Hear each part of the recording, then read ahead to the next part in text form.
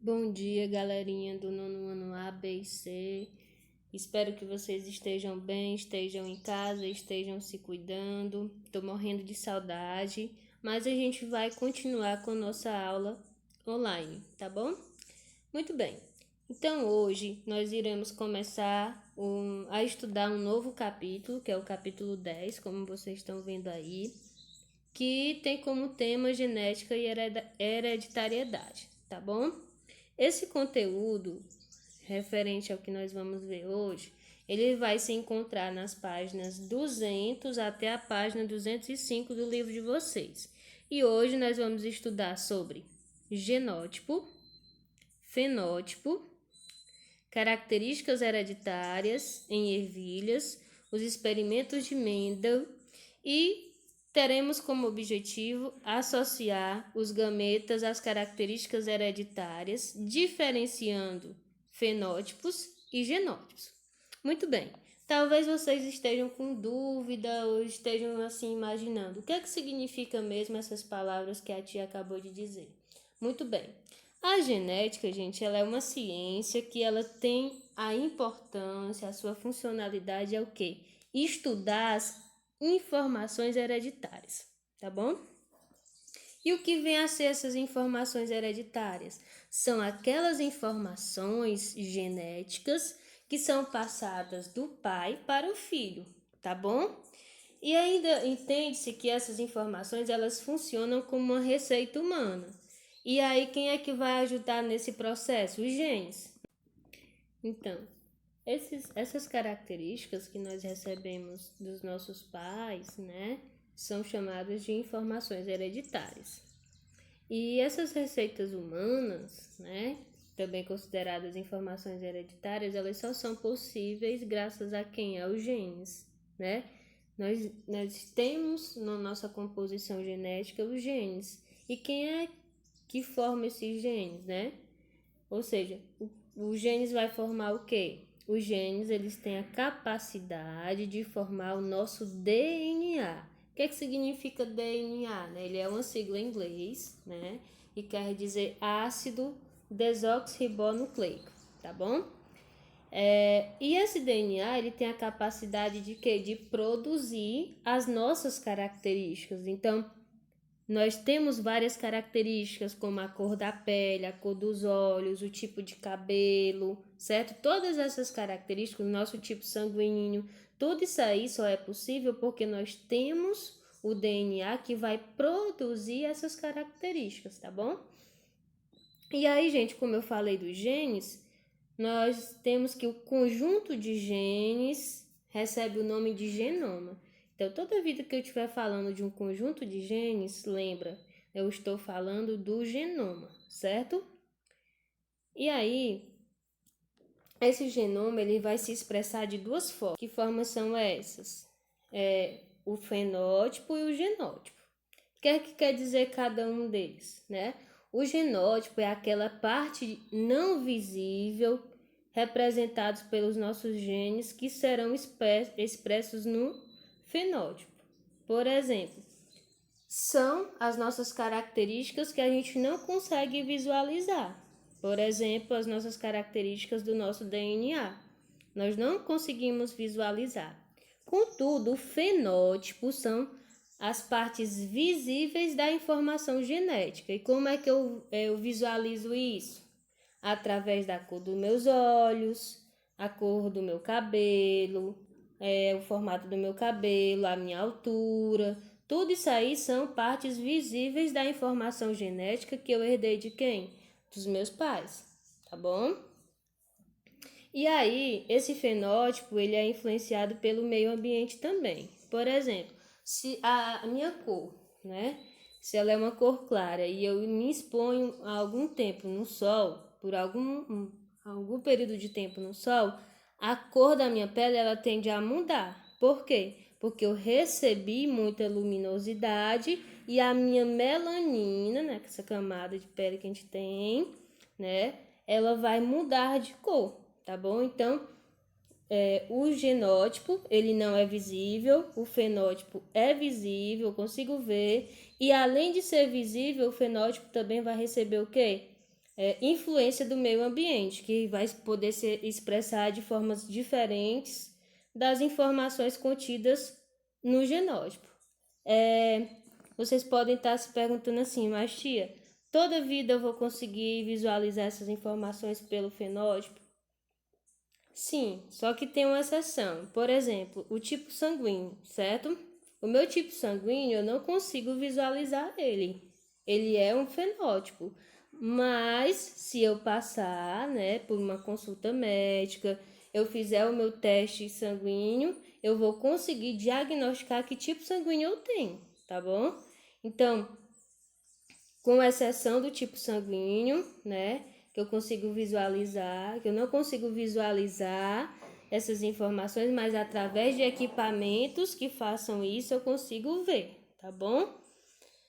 E aí, gente, como eu falei anteriormente sobre as informações hereditárias, como é que elas são transmitidas? Como é que eu recebo, né, essa informação dos meus pais e elas se caracterizam em mim, por exemplo, através dos gametas. Que gametas? Femininos e masculinos, ou seja, os espermatozoides e os óvulos. Através do momento em que acontece a fecundação, eu vou herdar aquelas informações hereditárias dos meus pais. E é por isso que muitas vezes, né, as pessoas elas tendem a fazer teste de paternidade para saber se aquela criança ela é ou não filha daquele casal, por exemplo, assim, graças a que essas informações hereditárias que eu tenho, tá bom? Então, gente, eu selecionei esse texto, né, que fala muito do assunto que nós estamos vivendo hoje, que é o coronavírus, e aí eu quero que vocês façam a leitura depois. Vocês podem pausar o vídeo e eu vou disponibilizar também o slide, né? Nesse texto eu até marquei 2 nomes que é para vocês, após a leitura, colocar o significado desses 2 nomezinhos que tem destacados aí, que é o quê? Material genético e genoma. Material genético vai lembrar lá da informaçãozinha que eu dei anteriormente, DNA. Toda vida que estiver falando de material genético, vocês vão lembrar de DNA. E aí eu quero que vocês coloquem no cadernozinho de vocês o significado de material genético e genoma, tá bom? Bem, eu também trouxe esse outro texto que vai falar sobre os fenótipos, características, né, que eu falei anteriormente, que são aquelas características visíveis que recebem influência do meio ambiente. E aí o texto fala por que os gatos siameses têm pelos escuros apenas nas extremidades do corpo, certo? Como vocês estão vendo aí, tem selecionado a palavrinha fenótipo. Mais uma vez, fenótipo vai ser o conjunto das características morfológicas, né, e fisiológicas. Morfológica lembra da forma, fisiológica vai lembrar aí da composição de órgãos observáveis de um organismo, certo? Quais características eu posso considerar no fenótipo? Cor da pele, cabelos, olhos, a altura, a questão também do tipo sanguíneo, como eu falei anteriormente. Aí, dando continuidade, eu quero que vocês façam a leitura. Destaquem também no caderno de vocês a palavrinha fenótipo, o seu significado, para que vocês entendam, tá bom? Então, gente, eu havia falado lá no início sobre a genética, né? Essa genética, alguém estudou, né? Hoje a gente não conhece essa ciência por engano, a gente conhece graças a alguém que estudou e comprovou que existiam essas informações hereditárias, esses genótipos e esses fenótipos. Então, quem foi o carinha que fez isso? Ele é chamado de Gregor Mendel, certo? Que é considerado atualmente como o pai da genética. E a genética, como eu falei anteriormente, é o estudo da hereditariedade e da variação. Essa hereditariedade ela vai explicar o quê? A semelhança entre os meus descendentes e os meus antecedentes, certo? Então, que semelhanças eu tenho dos meus pais, dos meus avós, dos meus bisavós? E essa variação ela vai acontecer entre quem? Entre o fenótipo e o genótipo e o ambiente, certo? Tem essa formulazinha aí, fenótipo igual a genótipo mais A.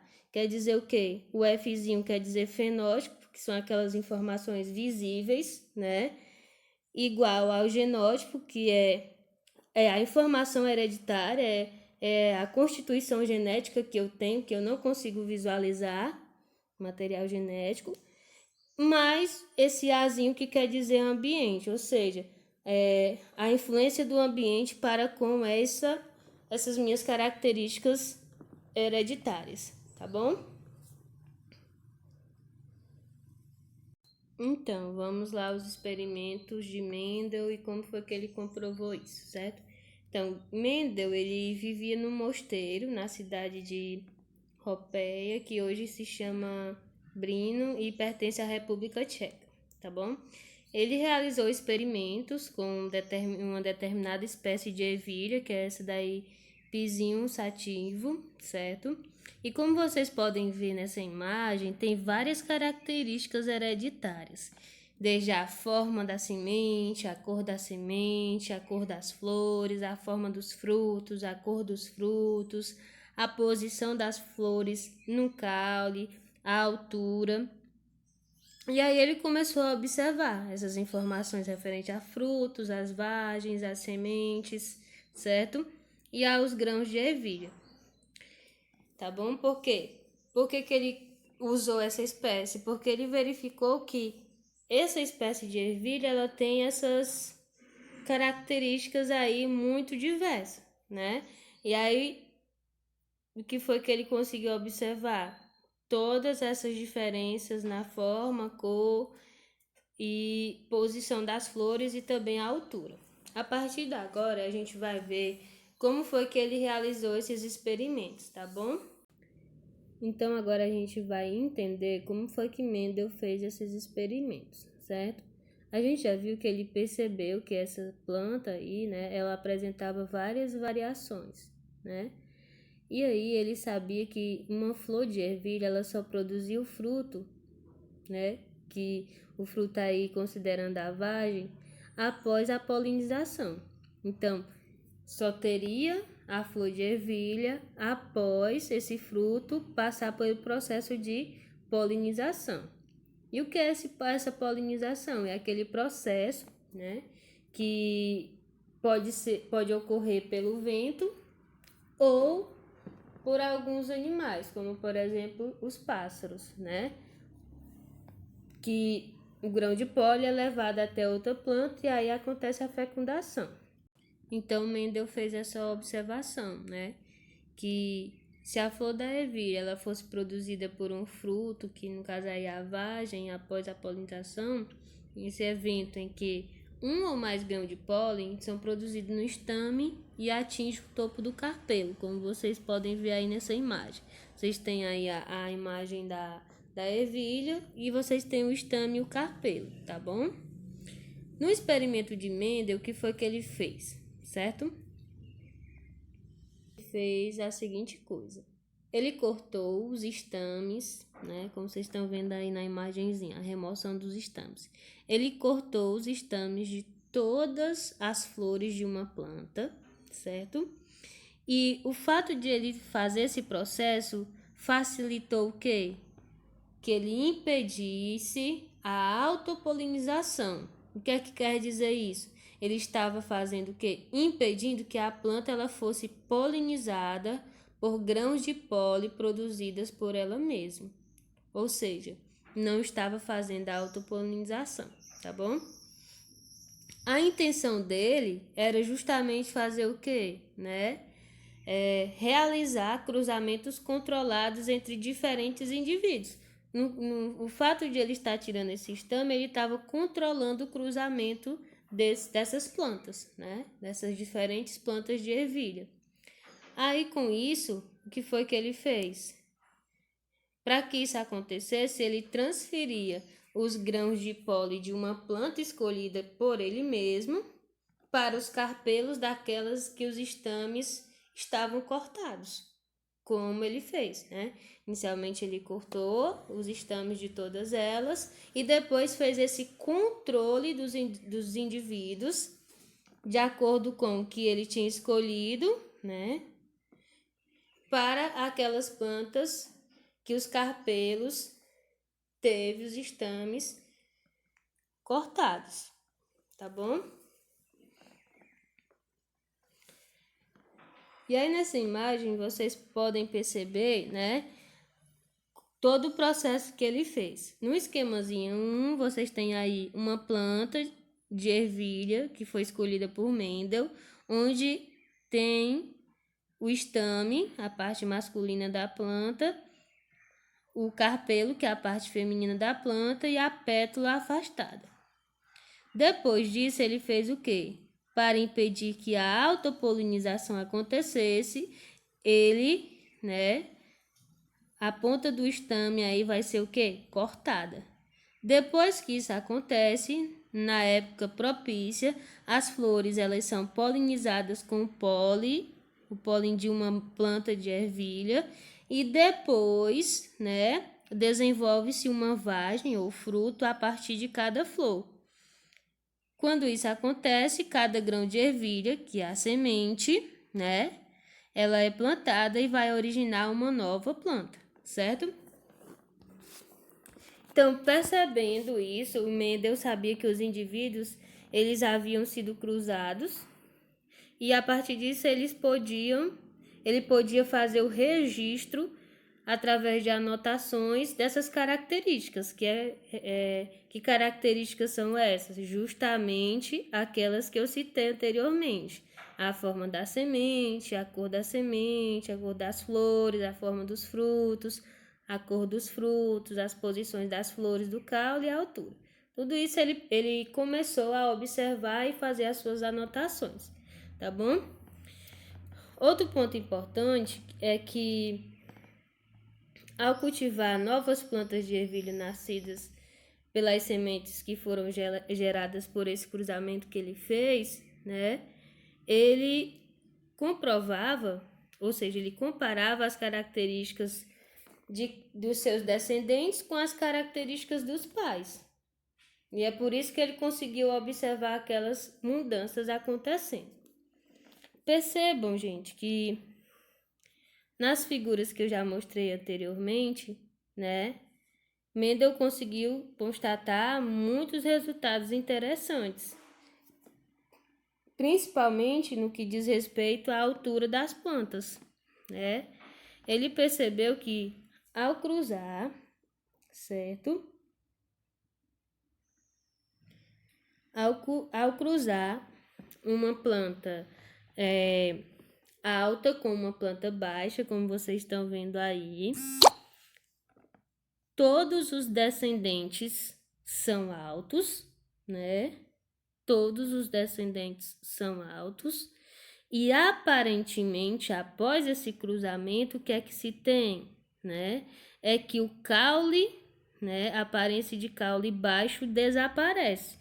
Vocês estão vendo que após o cruzamento aí na primeira geração de descendente, onde todas as plantas são altas, após cruzar planta alta com a planta baixa, a gente tem um indivíduo que alto. Ou seja, entende-se que aquela planta com um caule de aparência baixa desaparece, tá bom? E aí, quando acontece o segundo cruzamento, o que é que a gente tem? Que nessa segunda geração de descendentes, a gente vai ter 75% de plantas altas e 25% delas são baixas. E aí a gente percebe o quê? Que a característica lá de caule baixo, ou seja, a plantinha baixa, ela reaparece em alguns dos descendentes, ou seja, nesses 25% que estão aí, tá bom? Então, todo cruzamento que vai acontecer, que a gente vai fazer em outras aulas, os cruzamentos relacionados aos exemplos de Mendel, a gente vai ver que vai ter essa porcentagem. Não todos considerando 75 e 25, mas a gente pode ter 50%, 50% e assim por diante, tá bom? Então, outro exemplo que Mendel fez foi considerar, né, a cor da flor. Nesse exemplo aí a gente tem uma flor púrpura e uma flor branca. No primeiro cruzamento, o que é que a gente tem? Que todas as plantas, elas são de flores com flores púrpuras, né? E aí a gente percebe o quê? Que a variação de flor branca, ela desapareceu na primeira geração de descendentes, tá bom? Quando acontece o segundo cruzamento, o que é que a gente tem? Que 75% das flores, das plantas com flores púrpuras, apresenta 75% e as plantas com flores brancas 25%, tá bom? Então a gente percebeu o quê? Que a característica de flores brancas elas reapareceram. Então é dessa forma que Mendel ele constatou os seus experimentos, né? Quem descende característica de quem, né? Através dos cruzamentos que ele fazia naquela época, tá bom? E aí, gente, algumas características hereditárias, que são aquelas que são herdadas de pai para filhos, né? Elas podem permanecer dormentes, ou seja, por uma ou mais gerações e voltar a se manifestar em gerações seguintes. Por exemplo, se eu tenho um filho, esse meu filho, ele nasceu com os olhos azuis. Vamos dizer que o filho dele não nasceu com os olhos azuis. Então, essa característica hereditária, ela permaneceu dormente ali, mas pode ser que o filho, né, do meu filho, posteriormente possa vir a ter essa característica.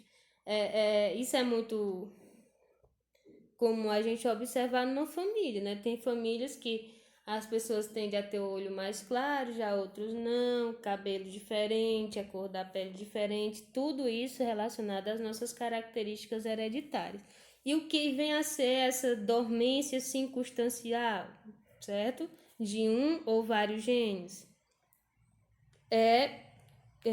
Contudo, né, não impede que o portador do genótipo, que é o mesmo genótipo, o genótipo é aquela característica hereditária não visível, ou seja, é o meu DNA, minha característica hereditária que não está visível ali. Ela tende a estar oculto e transmite aos meus descendentes, através de quem? Do meu fenótipo, que ficou escondido. No caso aí, né, as características, por exemplo, do tipo sanguíneo, certo?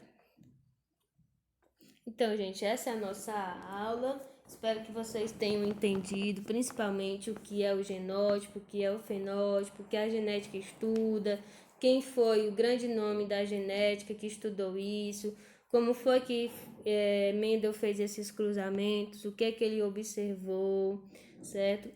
Então, espero que vocês tenham entendido a aula.